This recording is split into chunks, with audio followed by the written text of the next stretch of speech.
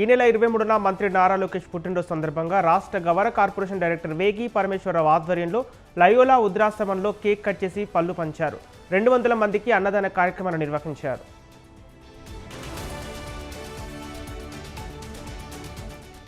నిర్మల్ జిల్లాలో ఘనంగా భగవాన్ సత్యసాయి బాబా శత జయంతి ఉత్సవాలు ప్రారంభమయ్యాయి. ఈ సందర్భంగా నిర్మల్ జిల్లా కేంద్రంలో శ్రీ సత్యసాయి ప్రేమవాహిని రథయాత్రను నిర్వహించారు.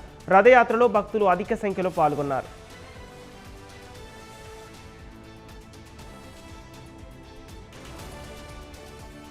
ఉమ్మడి కరీంనగర్ జిల్లా వెమ్లవాడలో జాతీయ రహదారి భద్రతా మాసోత్సవాలు నిర్వహించారు. ఈ కార్యక్రమానికి ముఖ్య అతిథిగా హాజరైన ఆది శ్రీనివాస్ ఆటోలకు స్టిక్కర్లు వేసి ర్యాలీని ప్రారంభించారు.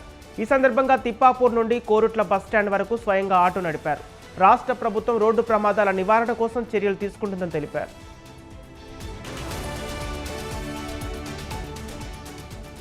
మదనపల్లి మొలకల దిన్నెలోని ఎంఎస్ఎంఈ ఇండస్ట్రియల్ ఎస్టేట్ ఏపీఐఐసి ప్రజలకు కేటాయించిన భూమికి ప్రభుత్వం పరిహారం ఇవ్వలేదని స్థానికులు ఆందోళన వ్యక్తం చేశారు. 800 కుటుంబాలు నివసిస్తున్న తమ కాలనీకి రోడ్డు లేకపోవడంతో వారు ఆందోళన దిగారు. ఈ మేరకు మొలకల దిన్నె రోడ్డు సమస్యను పరిష్కరించాలని స్థానికులు జిల్లా కలెక్టర్కు వినతి పత్రాన్ని అందించారు.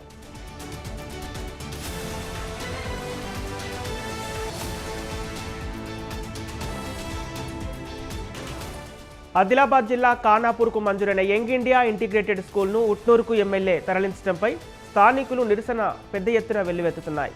నియోజకవర్గంలో 4 మండలాల విద్యార్థులు భవిష్యత్తును కాపాడాలని అధికారులకు ఎన్నిసార్లు వినతి పత్రాలు ఇచ్చినా ఇంటిగ్రేటెడ్ జేఏసీ అధ్యక్షుడు నందిరామయ్య తెలిపారు. రానున్న ఎన్నికల్లో ప్రజలు కాంగ్రెస్ పార్టీకి బుద్ధి చెప్పాలని ఆయన పిలుపునిచ్చారు.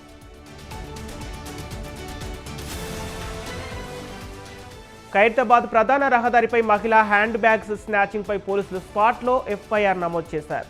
ఖైరతాబాద్ జోన్ డీసీపీ శిల్పవల్లి నేరుగా సంఘటనా స్థలానికి చేరుకొని బాధితురాల నుంచి ఫిర్యాదు నమోదు చేసుకున్నారు. గోషామహల్ నుంచి ఎర్రమంజిల్కు వెళ్తున్న క్రమంలో స్నాచింగ్ జరిగినట్లు బాధితురాలు తెలిపారు.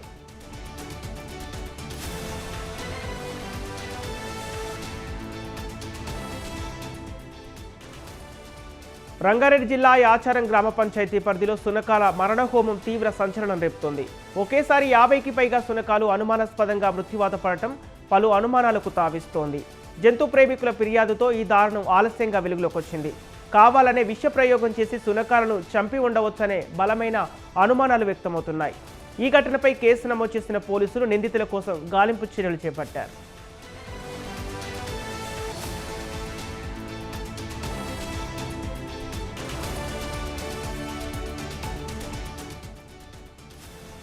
మహబూబాబాద్ జిల్లా గార్ల మండలాన్ని ఎడారిగా మారుస్తున్న పాలేరు లింక్ కెనాల్కు సంబంధించిన జీవో నెంబర్ 98ని రద్దు చేయాలంటూ మున్నేరు జలసాధన సమితి ఆధ్వర్యంలో ధర్నా నిర్వహించారు. మహబూబాబాద్ కలెక్టర్ కార్యాలయం ముందు మున్నేరు జలసాధన సమితి ఆధ్వర్యంలో నిర్వహించిన ఈ కార్యక్రమంలో జలసాధన కమిటీ కార్యదర్శి గౌని ఐలయ్య, శ్రీనివాస్, లక్ష్మణ్ పాల్గొన్నారు. పాలేరు రిజర్వాయర్కు 50 టీఎంసీల నీటిని తరలిస్తున్నామని ఆవేదన వ్యక్తం చేశారు.